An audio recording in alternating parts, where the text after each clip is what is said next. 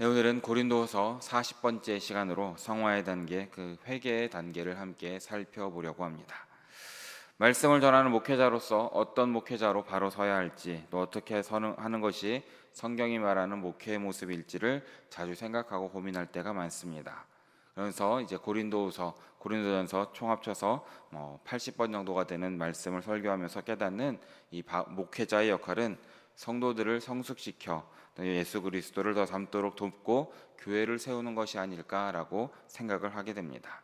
이 세상에서 우리 모두는 거류민이고 나그네이다라는 것을 깨닫도록 돕고 또 그 뒤에 있는 천국의 진짜 집을 준비시키는 것이 목회자의 준비 모습이 아닐까라고 생각이 되는 것이죠. 오늘 우리가 읽은 이 고린도후서를 쓴 사도 바울이 그런 삶을 살았던 것 같습니다. 그의 높은 관심사는 바로 성도들의 평안함이었고 성도들의 영적 성장이었다라는 것입니다. 바울의 소망과 두려움과 바람과 기대는 바로 성도들의 이 성화에 집중되었던 것이죠. 그리고 오늘 본문에서 바울은 이 성화의 첫 걸음을 설명하고 있습니다. 그것은 바로 회개해야 한다라는 것입니다. 회개는 복음의 필수 요소라는 것을 믿으시기 바랍니다. 우리 삶이 완전히 돌이키고 변화되지 않는 한, 방향을 제대로 바꾸지 않는 한 우리는 예수님께 나아갈 수 없기 때문이다라는 것이죠. 그래서 회개는 세례 요한과 예수님과 12사도 그리고 사도 바울이 선포한 이 복음의 메시지의 핵심 메시지다라는 것입니다. 오늘 말씀에서 사도 바울은 고린도 교인들이 회개하도록 동기를 부여하기 위해서 회개하지 않을 때 발생하는 이 두 가지 문제를 지적하고 있습니다. 하나는 그리스도인들이 회개하지 않을 때 일어나는 것이고, 또 하나는 그리스도인들이 회개하지 않을 때 따르는 고통에 대해서 이야기하고 있습니다. 오늘 말씀을 우리 모두 마음에 새기심으로써 우리도 제대로 회개함으로 성화의 걸음을 그 한 걸음 한 걸음 떼어 나가시는 우리 모두 되시기를 진심으로 축복합니다. 먼저 20절과 21절 중반절 말씀을 좀 함께 읽어보기 원합니다. 함께 읽어보겠습니다. 내가 갈 때에 너희를 내가 원하는 것과 같이 보지 못하고 또 내가 너희에게 너희가 원하지 않는 것과 같이 보일까 두려워하며 또 다툼과 시기와 분냄과 당짓는 것과 비방과 수군거림과 거만함과 혼란이 있을까 두려워하고 호색함을. 아멘. 바울은 고린도전서와 또 지금은 전해지지 않는 눈물의 편지라는 것을 통해서 고린도 교회의 죄를 폭넓게 다루었습니다. 그리고 고린도 교회를 직접 방문해서 이들의 죄와 반역도 직접 지적하기도 한 적이 있었습니다. 그리고 이제 고린도 교회의 세 번째 방문을 예정하면서 바울은 회개하지 않은 그런 사람들이, 그런 죄가 이들 가운데 아직도 있을까 두려워했다라는 것을 밝히고 있습니다. 대다수 고린도 교인들은 분명 회개했고 바울도 이들에 대한 확신을 표현을 했었던 적이 있습니다. 하지만 그럼에도 불구하고 바울은 아직까지도 이들 가운데 회개하지 않은 죄가 여전히 남아있다라는 것을 알았습니다. 왜냐하면 죄라는 것은 좀처럼 사라지지 않는 것을 잘 알고 있었고, 또한 옆에 거짓 선생들이 여전히 그 주변에 남아있었기 때문이다라는 것이죠. 그래서 바울은 이 두려워한다라고 무려 오늘 본문 2절 말씀에서 4번이나 고백하고 있다라는 것을 우리는 말씀 가운데 보게 되는 것입니다. 이것이 지금 현재 고린도 교회 상황을 보는 바울의 큰 염려의 모습이다라는 것이죠. 신실한 목회자가 돌보는 양떼 가운데 회개하지 않은 죄가 있다라는 것은 바울에게 아주 큰 고통을 안겨주었다라는 것입니다. 특히 사도 바울은 고린도 교인들을 그가 원하는 것과 같이 보지 못할까 두려워했다라는 것을 말하고 있습니다. 바울이 원하는 모습이 무엇이겠습니까? 바로 고린도 교인들이 은혜 안에서 자라나고 예수님을 닮아가며 자신들의 죄를 회개함으로 성화의 걸음을 걸어가는 것을 원했을 것입니다. 반대로 그의 두려움은 무엇이겠습니까? 바로 회개하지 않으므로 이들의 영적 성장이 막혀 있는 것을 보고 싶지 않았다라는 것입니다. 또한 이럴 때에 고린도 교인들에게 바울은 그들이 원하는 것과 같이 보일 것이다 라고도 말하고 있습니다. 바울은 이들이 회개하지 않았을 때에 사랑을 확인하는 대신 이들을 엄하게 징계할 것이다 라는 것을 비유로 설명하고 있는 것입니다. 고린도 교인들이 자신들의 죄를 회개했을 때에는 바울이 사랑과 온유함으로 나아갈 것이지만 회개하지 않으면 징계의 매를 들 것이다 라는 것을 우리는 바라볼 수 있는 것입니다. 그래서 고린도 교인들에게 경고가 되도록 바울은 이렇게 고통스럽고 비극적인 만남이 초래할 수 있을 몇 가지 죄를 여기에서 나열하고 있습니다. 이것은 죄의 전체적인 목록이 아니라 고린도 교인들이 씨름했고 또한 지금도 씨름하고 있는 여러 가지 죄를 열거하고 있다라는 것입니다. 먼저 교회의 일치를 허무는 개인과 개인의 갈등과 관련된 그런 죄를 보여주고 있습니다. 먼저 다툼입니다. 다툼은 적대감과 불화에서 비롯되는 싸움을 의미하는 것이죠. 바울은 고린도 교회 특징과 관련해서 거짓 선생들과 거짓 가르침이 일으키는 다툼도 경고했다라는 것입니다. 그래서 고린도전서 말씀에서 보면 고린도 교인들에게 다투지 말라라고도 권면하는 것을 우리는 보게 됩니다. 또한 시기입니다. 시기는 다른 사람들을 잠재적 경쟁자로 의심하는 것을 뜻하는 것입니다. 내가 더 잘나야 된다라는 자기중심적 태도라는 부정적인 의미를 가지고 있는 것입니다. 신약 성경을 보면 이 시기심은 대제사장들과 사두개인들의 특징이었다라는 것도 우리는 함께 봐야 됩니다. 또한 분냄입니다. 분냄은 여기에서 보면 즉석에서 불같이 일어나는 분노하는 것을 말하고 있습니다. 이 단어는 이 에베소에서 소요를 일으켰던 이교도물이 사탄의 격분을 표현할 때 사용했던 단어라고 볼 수 있습니다. 고린도전서에 나오진 않지만 고린도 교인들은 아마 서로 갈라져 있었기 때문에 서로를 향해서 계속해서 분을 내지 않았을까라고 추측할 수 있습니다. 당짓는 것, 이것은 파벌, 분쟁, 당파를 가리키는 것인데 고린도전서를 보면 이 고린도 교회는 4개로 나눠져 있다라는 것을 우리가 잘 볼 수 있는 것입니다. 비방이라는 것은 공개적으로 대놓고 욕설을 퍼붓는 것이고 수근거림은 조용히 미묘하게 뒤에서 헐뜯는 것을 말하는 것입니다.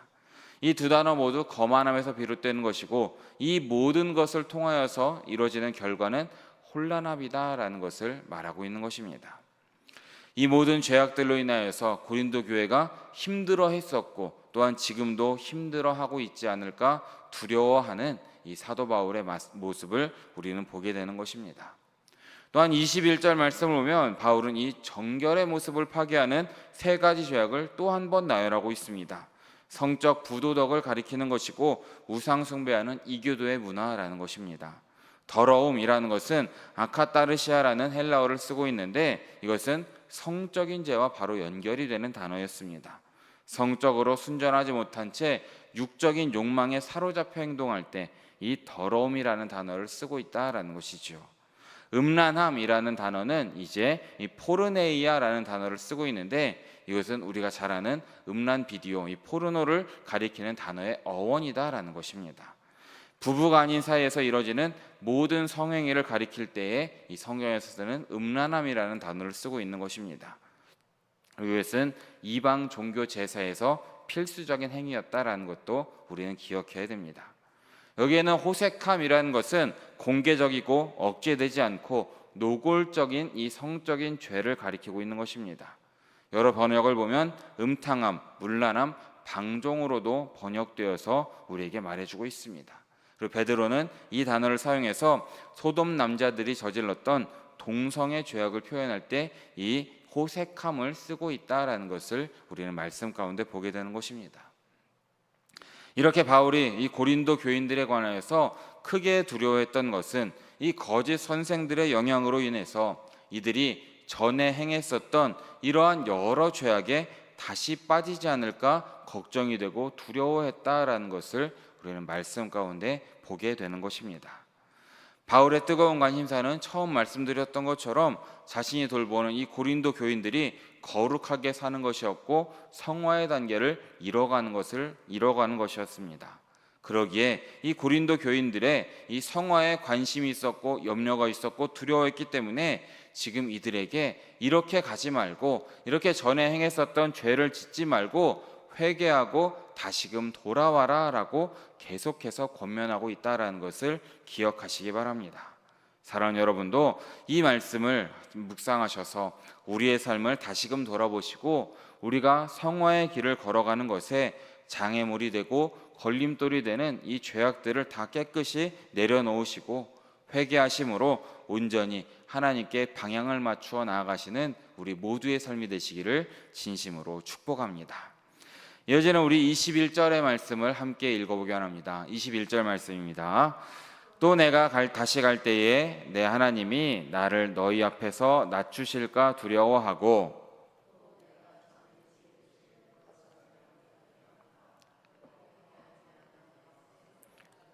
두려워하노라. 아멘. 바울은 이제 고린도에 다시금 갈 때에 전에 죄를 지은 여러 사람이 회개하지 않은 것을 보게 될까 두려워했다라는 것을 또 한 번 밝히고 있습니다. 이 사람들은 계속해서 죄를 짓지만 회개를 거부한 채 죄악 가운데 사는 사람들이었다라는 것입니다. 바울이 고린도 교인들에게서 이런 상황을 보게 된다면 바울에게 두 가지 상처를 주게 될 것이다 라고 함께 보게 됩니다. 먼저 이런 고린도 교인들의 모습을 보면 바울이 깊이 낮아질 것이다, 낮춰질 것이다 라고 고백하고 있습니다. 이것은 바로 수치스럽게 한다라는 의미를 함께 가지고 있는 단어인 것입니다. 바울은 고린도 지역, 고린도 교회에서 2년 동안을 목회했습니다. 그들과 함께 먹고 마시고 말씀을 나누면서 2년을 목회했습니다. 그런 고린도 교인들에게 아직까지도 회개하지 않은 죄가 있다라는 것은 바울에게 부끄러운 일이었다라는 것을 우리는 보게 되는 것이죠. 이것이 바울의 진정성을 공격하고 그를 비난하는 사람들에게 힘을 실어줬던 것입니다. 회개하지 않은 이 사람들의 죄는 바울에게 아픔과 고통과 실망을 안겼던 것이고, 그래서 바울은 자신이 고린도에 갈 때에 어떤 상황에 마주할지 불안했다, 낮춰질까 두려워했다라는 것을 고백하고 있는 것입니다. 또한 다음으로 고린도 교인들의 회개하지 않은 죄는 바울에게 큰 슬픔이 될 것이다 라고도 함께 말하고 있는 것입니다. 회개를 거부하는 자들에게 화를 내거나 성질을 내는 것이 아니라 그들로 인하여서 내가 슬퍼할 것이다 라고 고백하고 있습니다. 이것은 깊이 자리한 슬픔이나 비탄에서 나오는 애통을 말하는 것입니다. 지금 바울은 고린도 교인들의 상황에 너무나 마음이 아파 낙심했다라는 것이죠. 그리고 고린도 교회에서 회개하지 않은 죄인들을 다시금 만나게 될, 겪게 될 슬픔이 너무나 무서웠고 두려웠다라는 것입니다. 그렇게 바울이 마지막으로 고린도에 갔을 때 겪었던 이런 슬픔을 다시는 겪기 싫다, 이런 슬픔이 너무나 두렵다라는 것을 밝히는 것으로 오늘 본문의 말씀은 마치게 된다라는 것입니다. 사랑하는 여러분, 우리가 오늘 말씀을 통해 볼 수 있는 것은 회개라는 것은 교회에 대한 주님의 관심을 계속해서 우리에게 보여준다라는 것입니다. 왜 우리가 회개해야 되겠습니까? 회개를 해야 하나님께 제대로 나아갈 수 있다라는 것입니다. 요한계시록 말씀에서도 7교회에 보낸 편지를 보면 예수님께서는 거듭해서 회개를 촉구하셨고 회개하지 않을 때 따르는 결과를 경고하시는 장면도 함께 나오게 됩니다.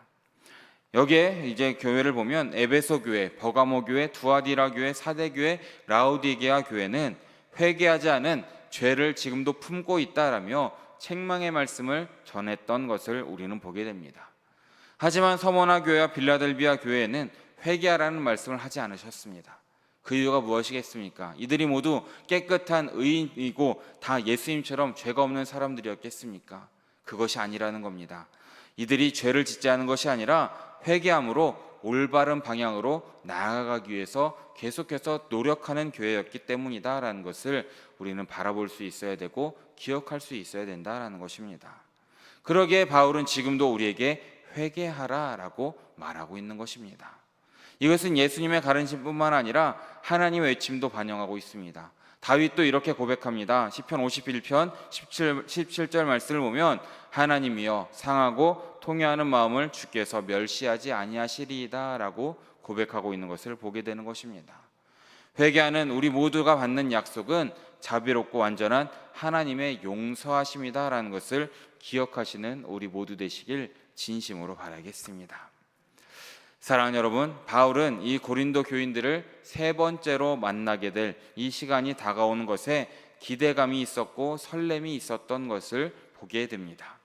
그들의 바른 모습을 보길 원하기 때문에 때로는 싫은 소리도 했었고 나무라는 말도 했었고 눈물을 뿌리며 호소도 했다라는 것입니다.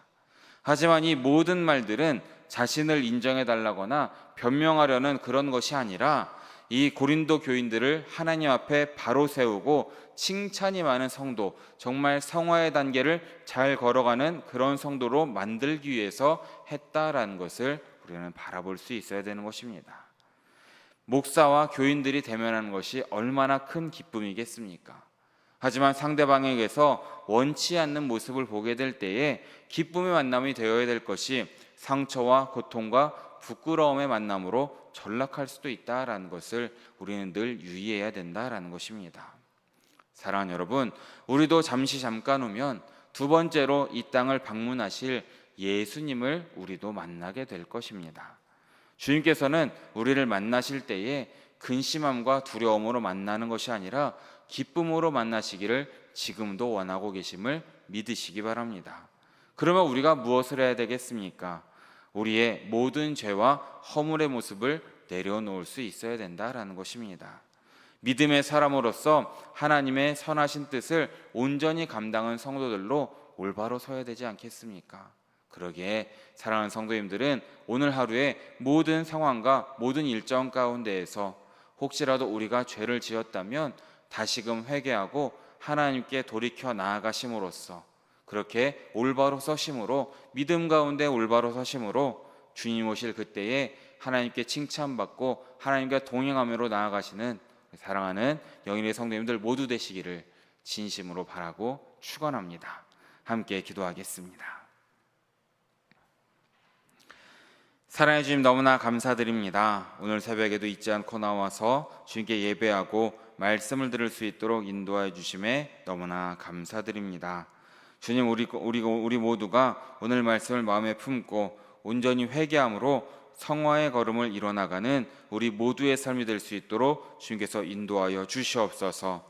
주님을 향한 또한 교회를 향한 이 마음을 가로막는 모든 것들을 내어버리고 말씀대로 믿음대로 살아가는 우리의 삶이 될 수 있도록 주님께서 역사하여 주시고 이 땅 가운데 그리스도인으로서 살아가는 우리 모두의 삶이 될 수 있도록 주님께서 인도하여 주시옵소서. 오늘 하루의 삶 가운데도 주님께서 함께 하심으로써 성화를 이루어가는 우리 모두의 삶이 될 수 있도록 역사하여 주시고 모든 말씀 우리의 모든 것 되시는 예수 그리스도 이름으로 기도드립니다. 아멘.